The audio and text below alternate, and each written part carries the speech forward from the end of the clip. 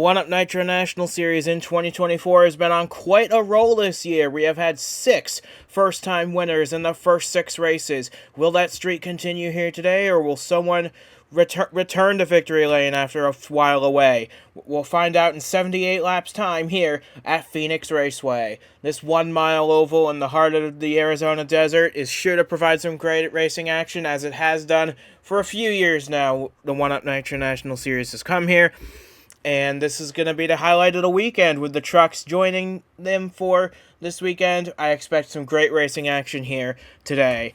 And alongside me to bring you all the action once again is Duke Anzac with me for today's race. And what more can I say? Phoenix has always provided some great racing, and with this field of Nitro National drivers, I can only expect that to happen at least as the same amount once again. Yeah, I totally agree. And this track is a lot of fun to watch racing at just because it's so wide. You got a lot of different lanes you can run in here, but it races a little bit like a short track in that you got to really get that speed down in the corners. You've got different banking in either side. You've got your dog leg on the front straightaway. So this track is completely unique. It's a wide track. You got plenty of space to go. A lot of passing can happen here, so don't rule anybody out to start this race. And of course, we're gonna have a little bit of strategy thrown in there, like we usually do here in the Nitro National Series, and it's gonna be a lot of fun to watch. I'm excited to see who is able to capitalize on the long run, and if we do end up in a short run situation, who is able to be better in that scenario as well. Absolutely, and looking now at the starting lineup, we can see a bit of a surprise up at the front. He's been running in the Turbo Truck Series this season, but he's making his first Nitro National start of the season. Hometown driver Logan Jones puts the JHM part-time 24 car on pole position to start this race, the first of his 1UP career.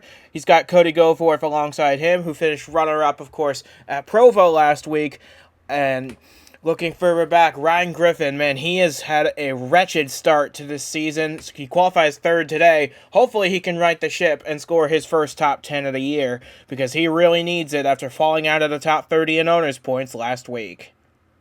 Yeah, that's a driver that I really am going to keep my eye on today to see what he's able to do with a solid starting position. Of course, we've seen this car, like you said, struggle a lot this year, but I think today is the best opportunity that team has had. Hopefully they're able to capitalize. So with that being said, we've got a lot of big stories to focus on in this field. We've got Angel Gutierrez making his Nitro National debut. He starts 6th. Points leader James Ellison starts 11th. We'll see what he can do from there. And a whole host of other stories to keep our eye on through today's race as well. So with that being said, we've got all 42 cars ready to take the start, and the green flag is ready to be dropped on the field. This is the 1UP Nitro National Series from Phoenix Raceway, and the green flag is once again just moments away from dropping on the field and getting this great race underway. With a first-time pole sitter leading us to green, will we see another first-time winner this race? We're about to find out as the green flag takes us off, and we are running here at Phoenix. Logan Jones gets a fantastic start off the line. He's bringing Ryan Griffin with him on the inside as the outside line stacks up a bit going into turn 1. Yeah, that inside line, definitely the place to be coming off of the start-finish line there. And now Ryan Griffin going to the bottom, side-by-side for the lead already down the back straightaway. That is a very big move, and he needs to make some big moves to jump back into the contention for a playoff spot.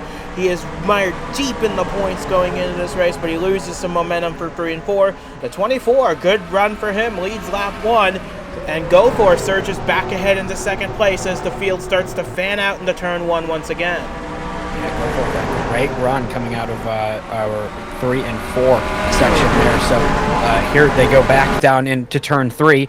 Right now, and they've single filed out. The first 4, it looks like, are going to be single file coming out of this corner, and you can see the varying lines that you can take through the dog leg, people down below the line that separates the banking here from the apron, and you can see it through the corners as well. This is going to be a fun race with all these different options that these drivers have all the way around the track.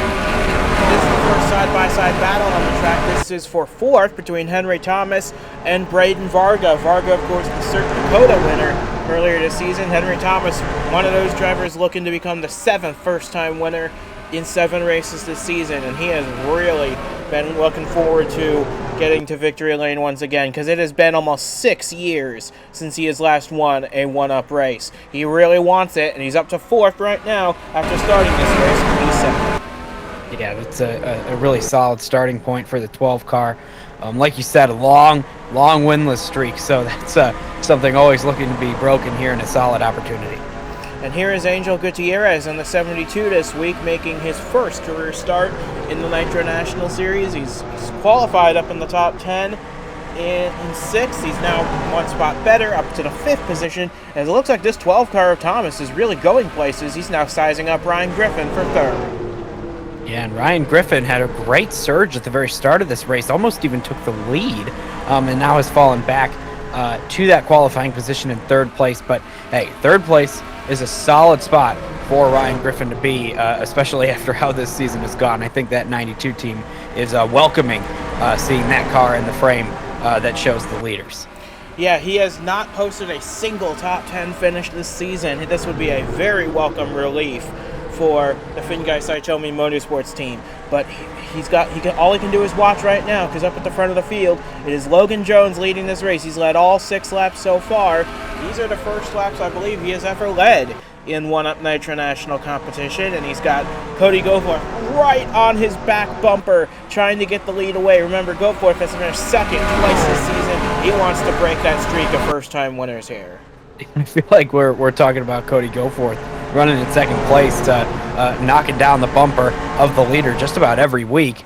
And now, once again, this 01 car is knocking on the door of the leader here at Phoenix. But right now, he's got the whole race to try to figure this out, how to get by that 24 car.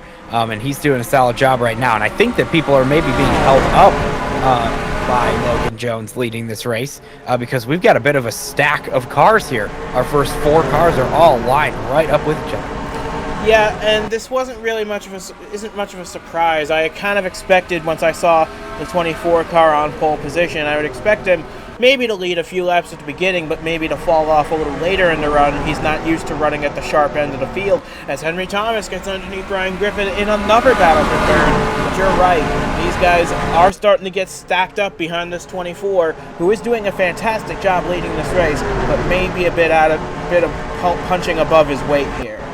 Well, I'll tell you what, we'll give credit where credit is due. Logan Jones is absolutely running a great defensive race. I mean, took challenge from Ryan Griffin at the start of it, and now is remaining the leader, and he's even starting to drive away. So a really solid start to this race for Logan Jones, capitalizing on that pole position very well so far. And looking a little further back behind Henry Thomas, you see Gutierrez is getting ganged up on by Team Duke teammates Elijah Ironhouse and Braden Varga. Back there is Goforth sizing up another move on the 24 down in the turn 1. He's just not close enough to try and make it stick. I think the best opportunity for him to try and make a pass is coming down this back straightaway and in the turn 3, because in 3 and 4 the banking's just that little bit steeper than in 1 and 2. Yeah, you know, and something that you'll see as we can watch this 24 car ride around this track here at Phoenix, they're all staying above that yellow line in the dog leg, at least when they're not side by side. And watch this 12 car on the bottom. He's going to put those 2 left tires just below that yellow line. It's almost the same effect as using the curb at a road course to help that car rotate a little bit, get it on a different plane, and put it down there. And it's just different enough that you can use that apron to your advantage, just like we watched through that last corner. So you're able to see that and watch for that here at Phoenix, but it also helps to get down there. If you're riding behind somebody, you can get a little bit of clean air on that nose, helps you with some downforce, and it allows you to get through that corner all the better. Yeah, and while we were talking about that, Elijah Ironhouse has pulled clear of Angel Gutierrez and is now staring down the back bumper of his 12 car. So Ironhouse has joined this lead battle, and if memory serves me well, he is a past Phoenix winner. So yeah, this would not surprise me. This isn't surprising me to see Ironhouse running up here in that 8 machine. Of course, now with Earl Sear winning at Provo last week, all 4 of the Team Duke drivers now have at least 1 win in the Nitro National Series. Yeah, you're right. You're right about Elijah Ironhouse. He has had a solid run here at Phoenix before. This is one of his better tracks, so Not a huge surprise to see that 8 car moving up through the field. From the 8th starting position all the way up to 5th so far, and trying to get some more. And meanwhile, Cody Goforth is just sliding that car through 1 and 2, trying to find a way past this 24. Has been proving to be quite the stubborn roadblock at the moment for all those cars behind him. He's going to lead the opening 15 laps here, and that is more than I expected him to lead for. So kudos to that driver. Maybe, as I've heard racing drivers previously say, a hometown advantage is worth at least a second apace on the racetrack. Yeah, I'm not totally sure about that, but it is nice to be racing at your home track. It's always a plus, but yeah, I'm not sure about the real time advantage. It's not like football or basketball, where you get that crowd behind you during the game. It's not exactly the same at your home track here in the One-Up Racing Series. True, but I can't find another explanation for why he is able to keep these guys behind him other than sheer grit in that 24 car. So he's doing a fantastic job holding back the likes of Cody Goforth, Ryan Griffin, Henry Thomas. These are real superstar drivers in the making, and in some cases they've already been to the Superstar Series and are now back here. So good stuff from them. And in fact, the 4 drivers that are chasing him down for the lead have all made One-Up Nitro National starts. One-Up Superstar starts, I should say, most of which have come this year. Yeah, it's a great point, and I'll tell you what, it's all the better for this 24 car leading the way here, having a solid start to this race. I mean, first 18, now on the lap, 19 laps under the belt here. Gone. That's history. That's the 24 car has led every single one of those laps so far in this race, and that is etched in stone. So, hey, I'll tell you this much: at least staying out front right now, the clean air is definitely helpful. But Cody Goforth is knocking on the door, and Cody Goforth might be getting a little bit impatient too. And remember, this is a car that doesn't run all the races this season. They started the first few of the season, but are committed to a part-time effort for Honda drivers throughout the season, and this is one of those races, and he's putting on a great show, but I wonder how long it's going to last, because Cody Goforth's really sizing up a move. Here he comes down into turn 3. Yeah, side by side now, but he's really gone down in that corner. It should allow the 24 to get onto the gas a little bit earlier than the 01. It's not going to be enough, though. 01 cutting through the dogleg right now. That's Cody Goforth going into turn 1 and 2, and he's going to be clear for the lead. So Logan Jones now has lost the lead, and Cody Goforth is going to set sail out front. He led the first 19 laps of this race, and got to commend him for that. That's the most laps he has ever led in a One-Up racing event. So super stuff from the 24, but right now it is Cody Goforth showing the way out front. Meanwhile, the top 5 have kind of distanced themselves from 6th place Gutierrez, who's leading a huge pack of cars behind him as they go 3 wide. That is for the 7th position. Ryan Reed in the 28. He's trying to get 2 in one corner, and looks like he's going to make it happen. Yeah, this is some action back here, a little bit farther back in the top 10. But yeah, this is a 4-car battle raging for that 9th position, and they are all hungry for it. They want to get past. They want to give themselves an opportunity to try to catch those top 5 that have started to drive away in this race. And right now, they got to sort it out before they're able to do that. Yeah, but Ryan Reed did a great job. He passed both Bronson Minnick and Brian Arnold to move himself up into the 7th position. He got his first top 10 of the year last week at Provo, and he's on some solid momentum making his way up toward the front of the field. As we took a quick peek at the back of the pack, see how close they are to being lapped. They're about half a lap back right now, as Braden Varga actually has slipped back a bit. He started in the 5th position, now running 11th, battling Aiden Smith in the 23. Certainly has slipped back. There was a moment where he was riding right with Elijah Ironhouse, his teammate, and they were both at the same kind of part of the track, and they were trying to make a pass together, but yeah, that 0 car is off pace right now. We'll see what kind of adjustments they can make during their pit stop to try to improve that car for the rest of this race. Looking a little further back, you see Austin Hiller in this 84 battling Ashton Blevins in the 21. That's Logan Jones' teammate in that 21. They're both having solid runs. And for D4 Motorsports in that 84 team, this is also their home race. So good stuff from the 84 team. As we look a little further back once again, this is the side-by-side battle for the 18th position. Points leader James Ellison battling the gateway winner Kev Shearer. Yeah, this is a good little battle right here. We have all these drivers fighting for position. You can see just how versatile this track is. You know, you're able to run several different lanes around the corners, and right now you see that 3-car of Earl Sear just wrapping the bottom, using that apron a little bit to rotate around the corner. And usually that's what everybody's doing on the bottom, at least in turns 1 and 2. And 3 and 4, you don't really want to do that as much. Like we said, this corner has a little bit more banking. So you might want to move up the track a little bit, get a little bit momentum there, especially as the tires start to wear out. You'll see people move up farther, closer to the wall, like the 14 is right now.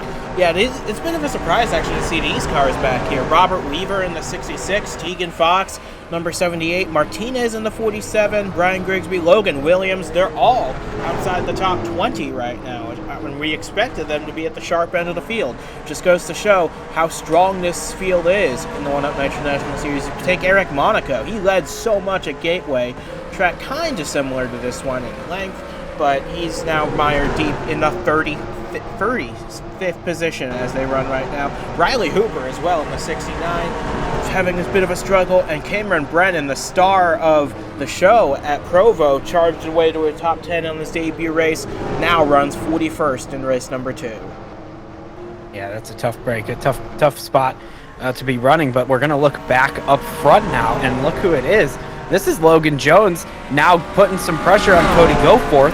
And while that's happening, Elijah Ironhouse has moved up into the 3rd position. He has passed both the 12 and the 92 of Ryan Griffin, who has fallen to 5th place. So a lot of movement up here in this front group.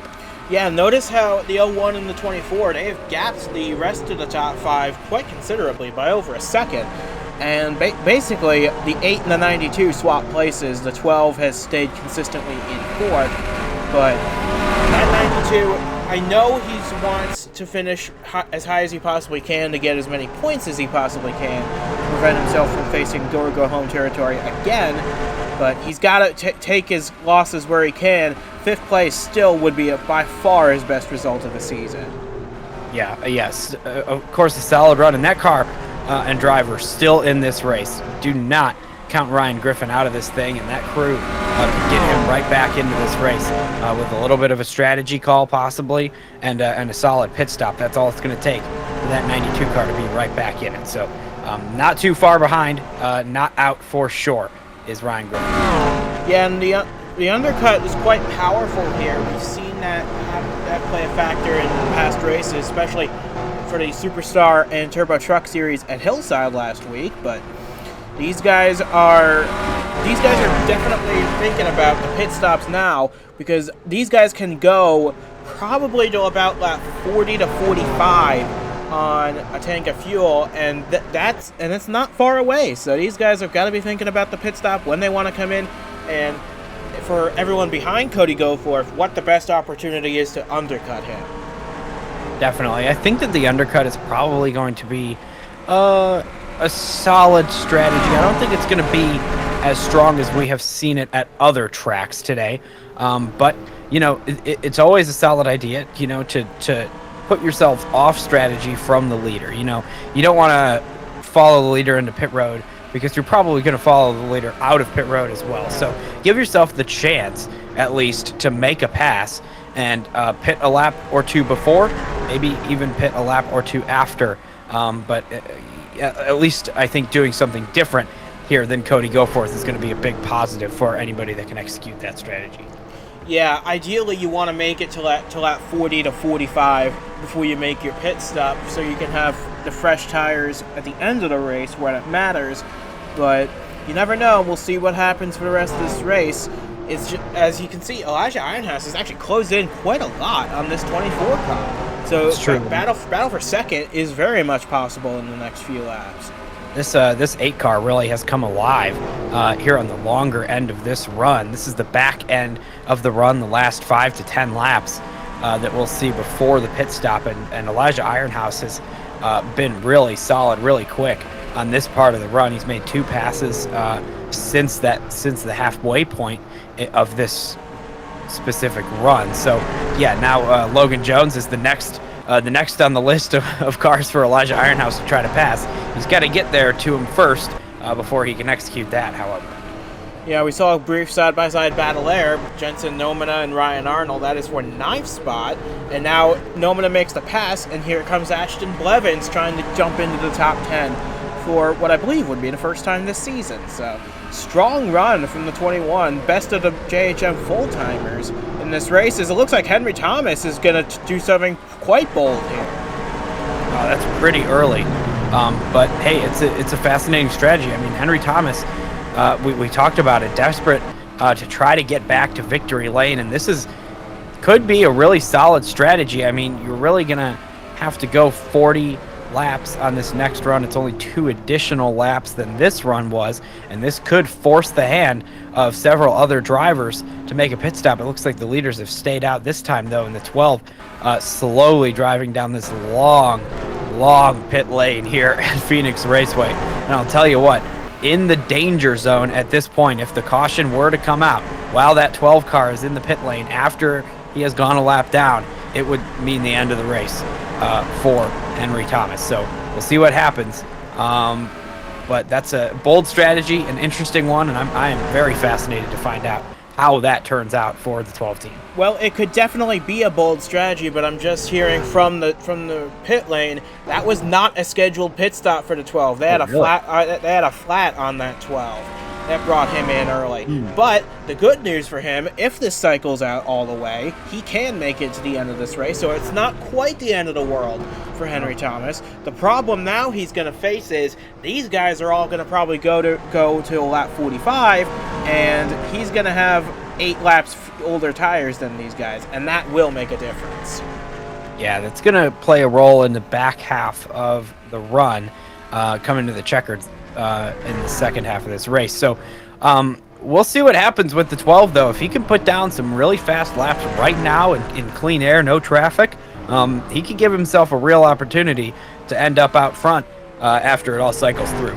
Yeah, he's turning really quick times right now. In fact, as he comes across the line right here, that would be his personal best of the race and second fastest overall to Ryan Arnold. So strong pace out of the 12 car, but these guys are just going that little bit longer, and that may be beneficial in the long run.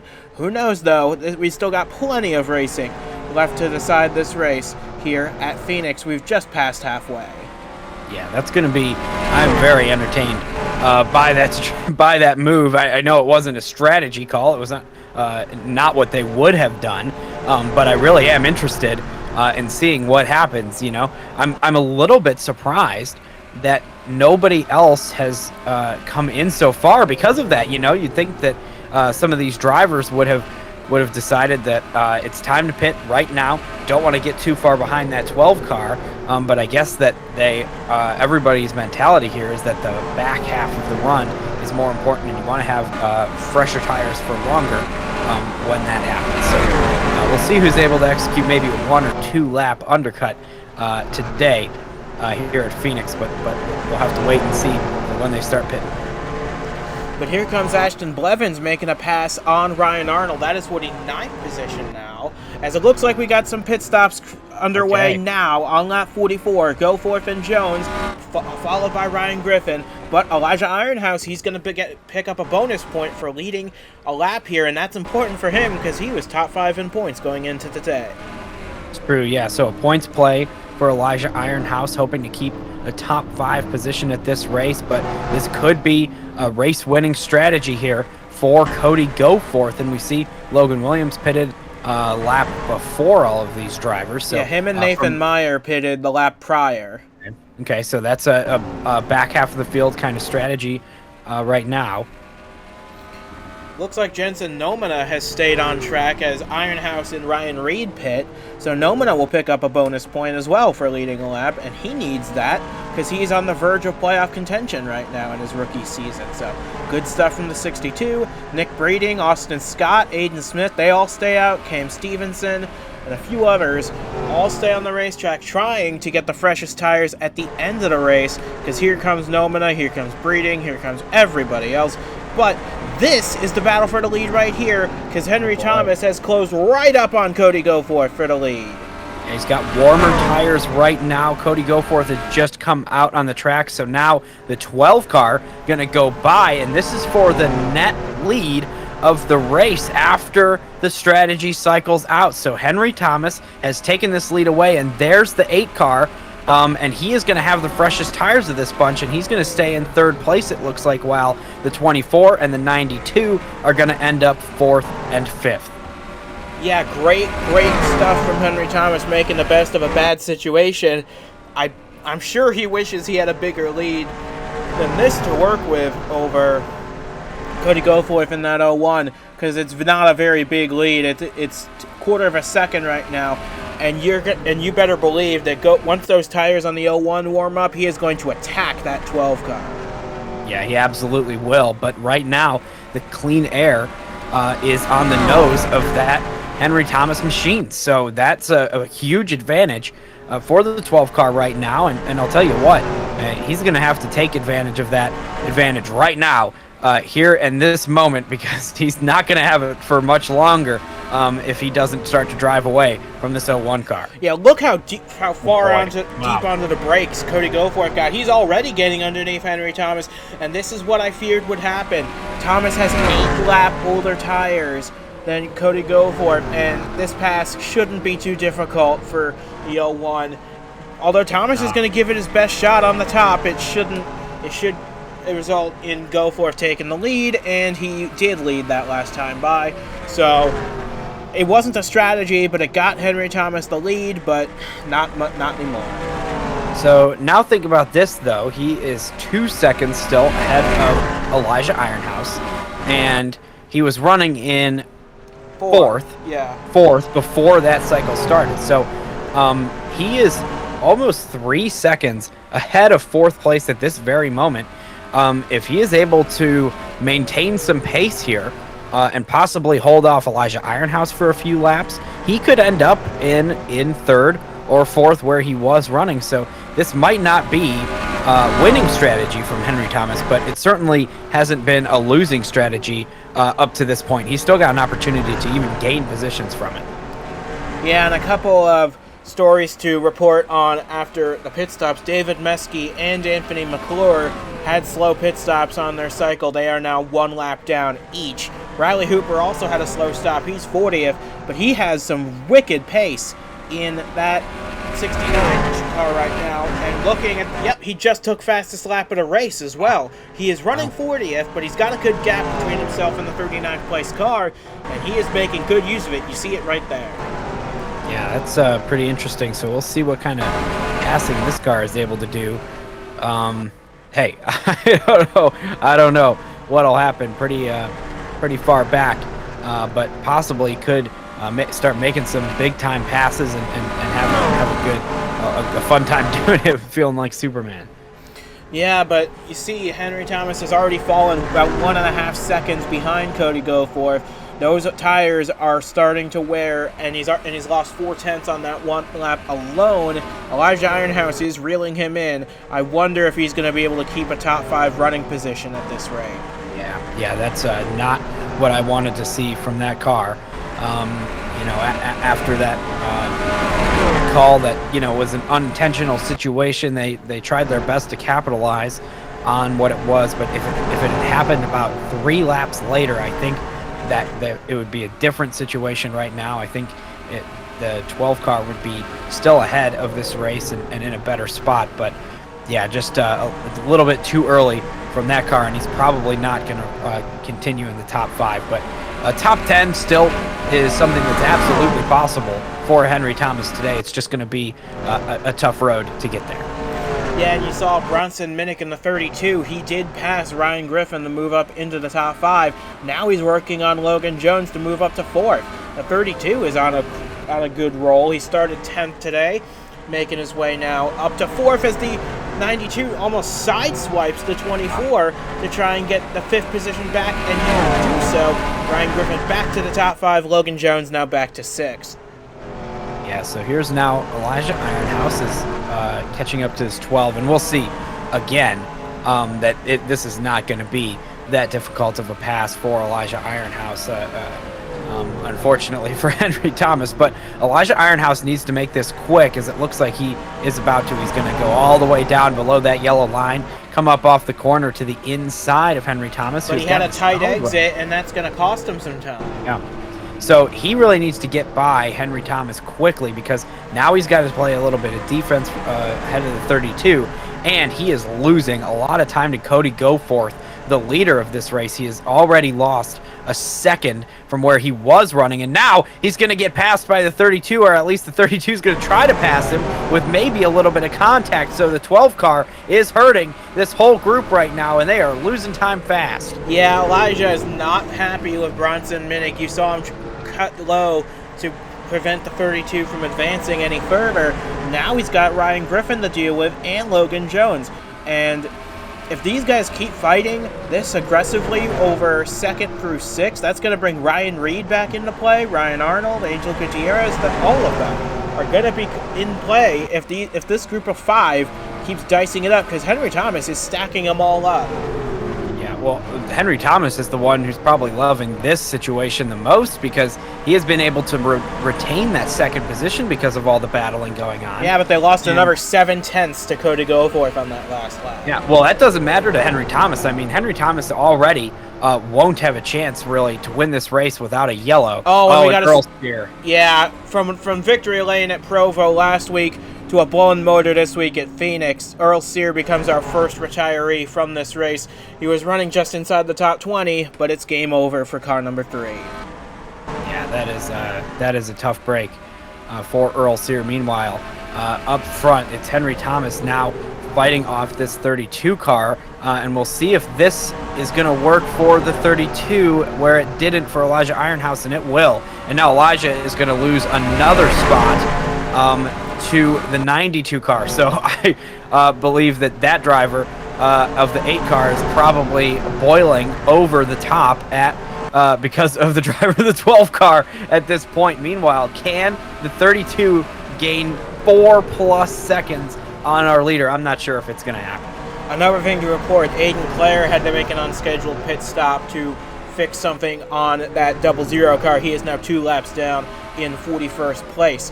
But you see Henry Thomas, he's leading the train behind Bronson Minnick, who's already starting to pull away from this group. But you're right, he gained a 10th on Goforth that time, but I don't think that's going to be enough. He needs to gain a lot more than that, because he's got just under 20 laps to go to try and make something out of this race, and so far it's just not happening.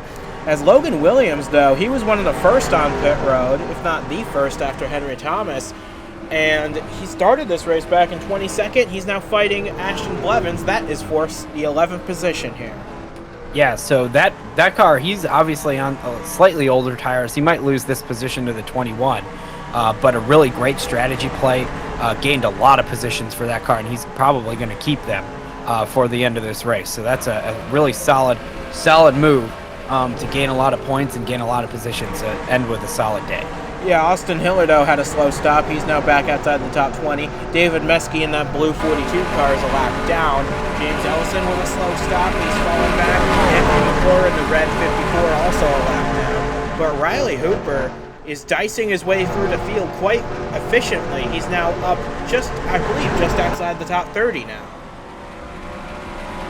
Yeah, so this is a really fascinating situation still up front, because now the 28 car is involved in this. The 10 isn't far behind, and everybody still is stuck behind Henry Thomas, who is just fast enough to be able to defend a little bit, but slow enough to stack everybody up.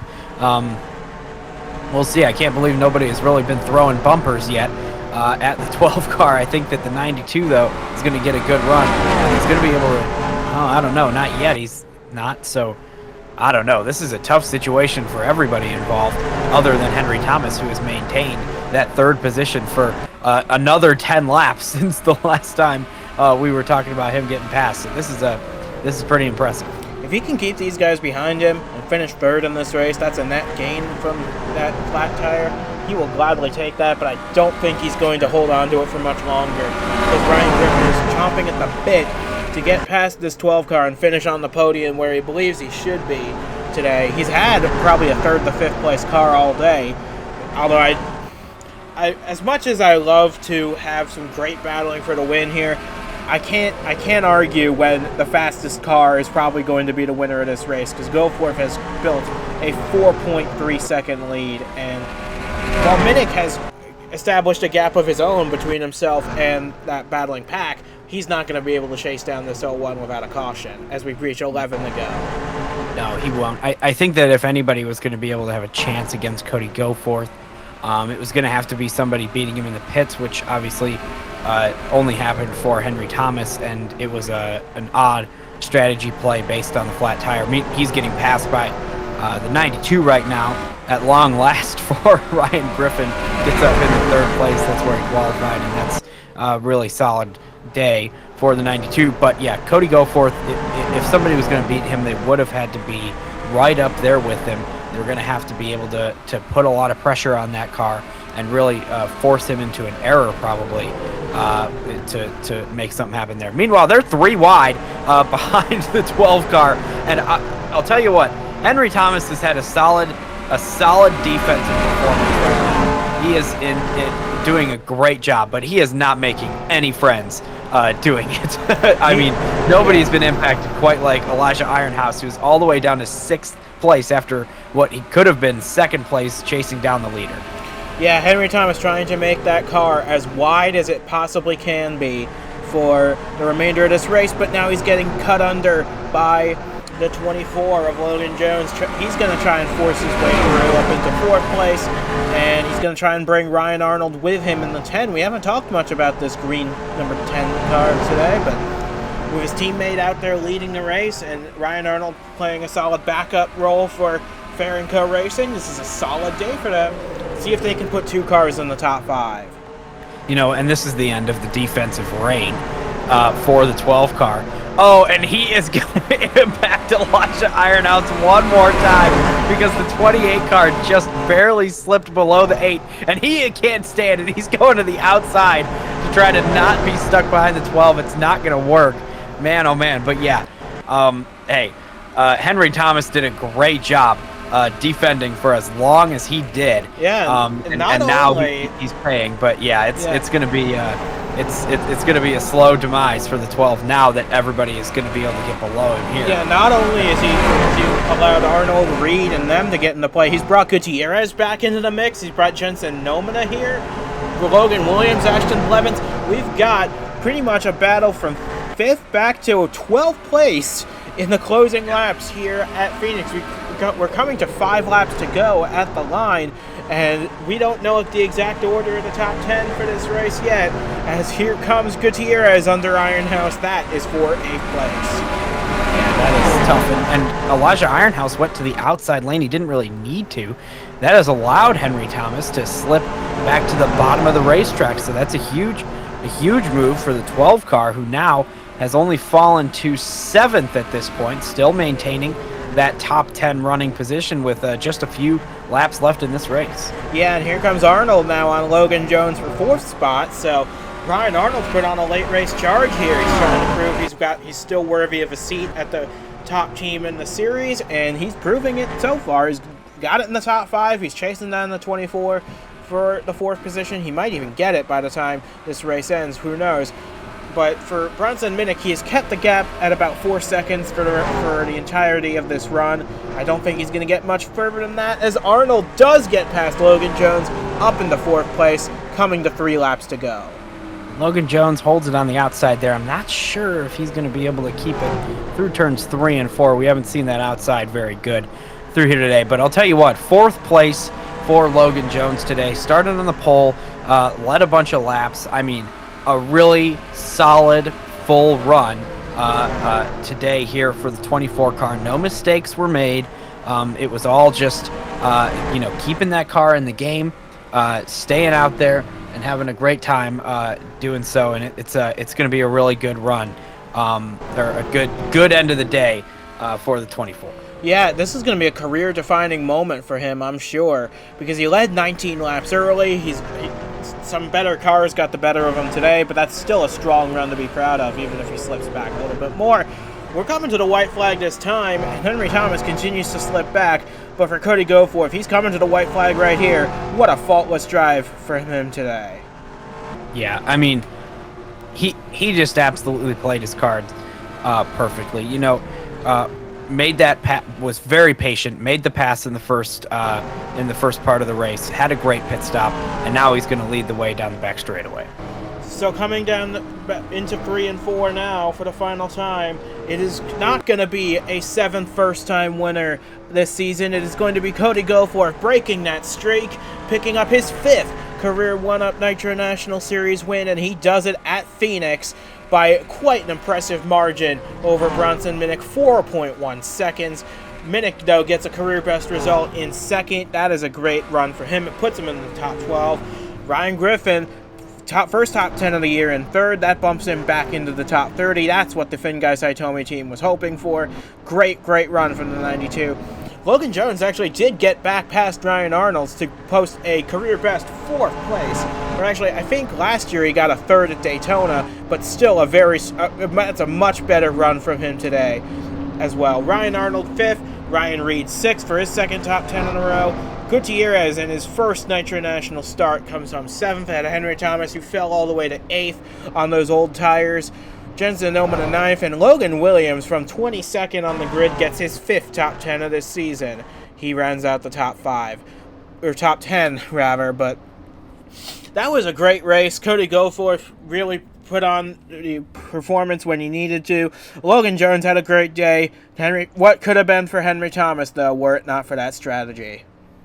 Yeah, I know that Henry Thomas has really had a tough day today at the end of the race, and so did Elijah Ironhouse, who, as you were listing through the top 10, he was not even mentioned. I think he ended up 11th behind his own teammate. There it is, you can see. So, yeah, that is a tough day for a lot of guys, but I'll tell you what, Cody Goforth showed up. He showed out here at Phoenix, and what a great run from that car. He is going to absolutely be a contender in this series for the rest of the season.